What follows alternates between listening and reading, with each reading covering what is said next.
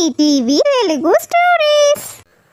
మా ఛానల్ని సబ్స్క్రైబ్ చేసుకోండి. అలానే ఈ వీడియోని లైక్ చేయండి, షేర్ చేయండి. లత, శివ ఇద్దరు ప్రేమించి పెళ్లి చేసుకుంటారు. వాళ్ళ పెళ్లిని పెద్దలు ముందు అంగీకరించకపోయినా ఒప్పించి మరీ పెళ్లి చేసుకుంటారు.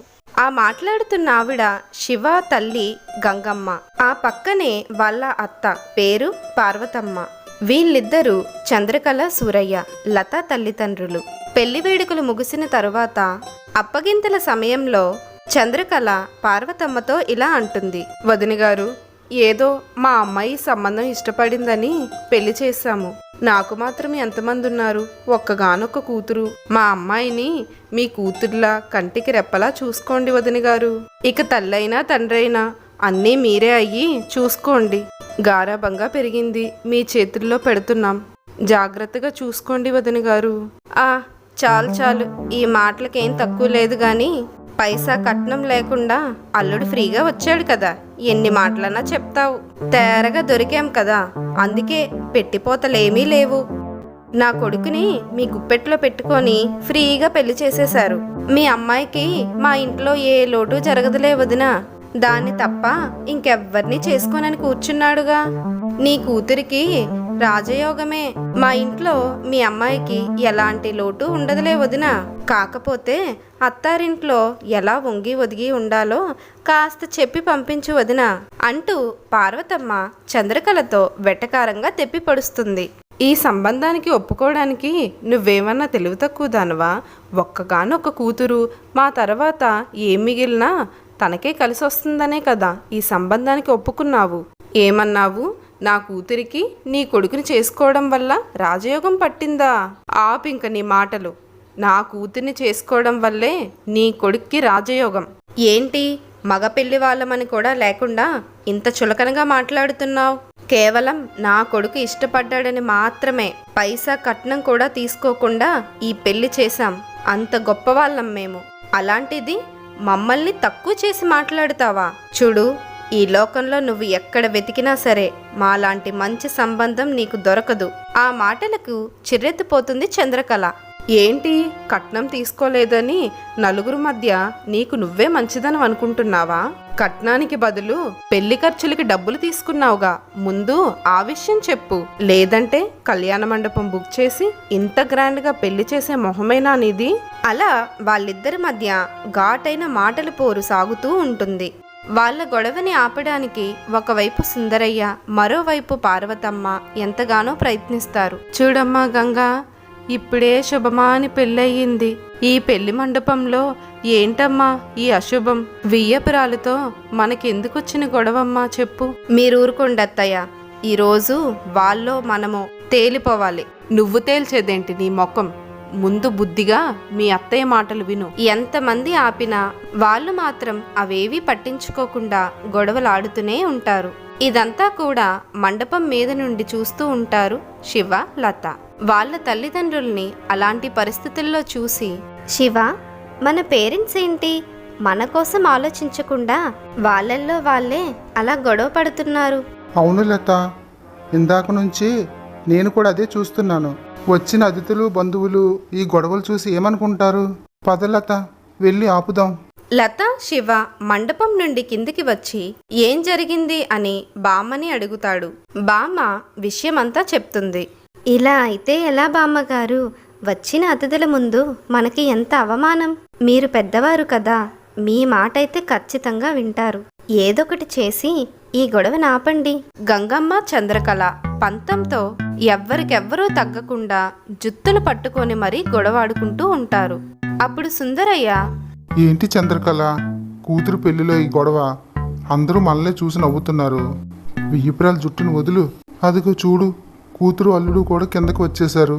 కొత్తగా పెళ్ళైన వాళ్ళు ఎంత బాధపడతారు చెప్పు. వాళ్ళ ఆనందం కోసమైనా నువ్వు ఈ గొడవ మానుకో. సుందరయ్య ఎంత చెప్తున్నా చంద్రకళ అసలు వినే పరిస్థితుల్లోనే లేదు. వాళ్ళిద్దరిని ఆ పరిస్థితుల్లో చూసిన బామ్మ ఒక నిర్ణయానికి వస్తుంది. అయ్యో, శుభమా అని పెళ్ళయింది. వీళ్ళ మధ్య పచ్చగడ్డ వేస్తే బగ్గుమనేలా గొడవలాడుకుంటున్నారు.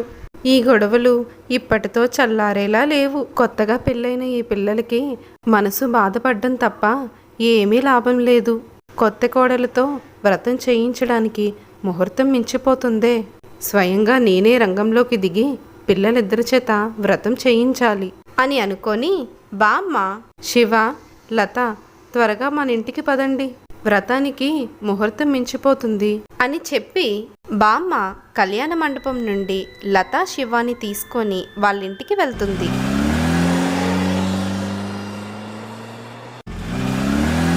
ఆ రోజు సాయంత్రం గంగమ్మ వియ్యపురాలతో గొడవ ముగించుకొని నేరుగా ఇంటికి వచ్చేస్తుంది. అదేంటత్తయ్య, అవతల అంత గొడవ జరుగుతుంటే నా తరపున మాట్లాడకపోవడమే కాక నాకు చెప్పకుండానే కొత్త జంటని ఇంట్లోకి తీసుకొచ్చేస్తారా?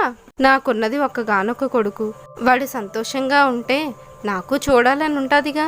మీరు ఇంటికి వస్తున్నట్టు నాతో ఒక మాటైనా చెప్పాలిగా. ఏం చెప్పమంటావు గంగమ్మ? ఆకాశం భూమి ఏకమైనట్టుగా గొడవలాడుకుంటున్నారు. కొత్త దంపతుల కాళ్ళకి పారాని ఆరనే లేదు. నొసలకు కట్టిన బాసికాలు అలానే ఉన్నాయి. అవేమీ మాకు పట్టవు అన్నట్టుగా మీరిద్దరూ జుట్టులు పట్టుకుని గొడవలాడుకుంటున్నారు. అయినా గొడవ ఆపమని నేను మీ వియ్యంకుడు ఎంతగా అడ్డుకున్నాం. అయినా మీరిద్దరూ వినే పరిస్థితుల్లోనే లేరు. నిజంగా కొడుకు సంతోషం గురించి ఆలోచించేదానివే అయితే ఇలానే చేస్తావా గంగమ్మ? దేనికైనా పట్టు విడుపు ఉండాలి అని పార్వతమ్మ గంగమ్మను మందలిస్తుంది. అలా గడిచిన కొన్ని రోజులకు లత వంట చేస్తూ ఉంటుంది. అక్కడికి గంగమ్మ వచ్చి, ఏమమ్మా కొత్త కోడలా, వచ్చిన దగ్గర నుండి చూస్తూనే ఉన్నాను, పనులన్నీ చకాచకా చేసేస్తున్నావు. అదేం లేదత్తయ్య, మన ఇంటి పని చేసుకోవడంలో నాకెలాంటి శ్రమ లేదు. కొత్తలో నిన్ను చూసి నువ్వు కూడా మీ అమ్మలాగే గొడవాడేదాను అనుకున్నాను. కానీ ఆవిడ బుద్ధులేమీ రాలేదులే అమ్మా, సంతోషం. ఇది నీ ఇల్లమ్మా, నీకు నచ్చినట్టు ఉండొచ్చు. నీ ఇంటిని నువ్వు చక్కదిద్దుకో. పనులన్నీ ముగించుకున్నాక గదిలోకెళ్ళి కాస్త విశ్రాంతి తీసుకో.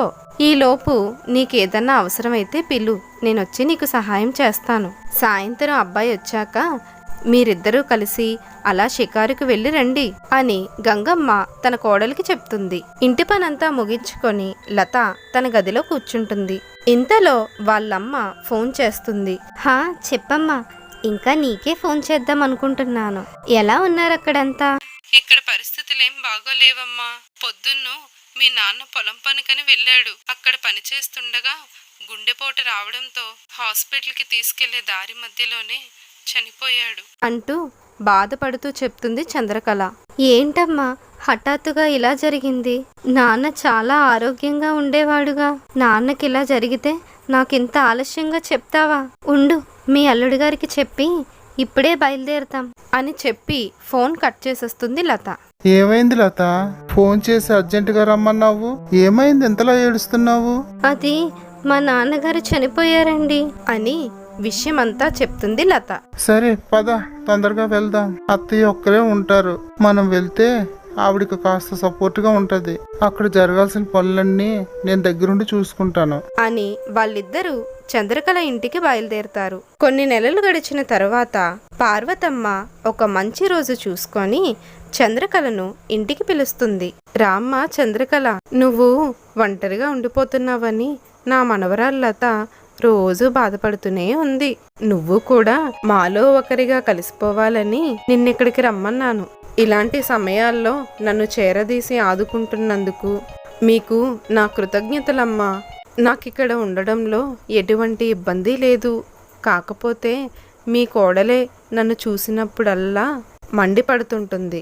మా గంగ మాట తీరు కటుగా ఉంటుందే గాని మనసు వెన్నపూసమ్మా.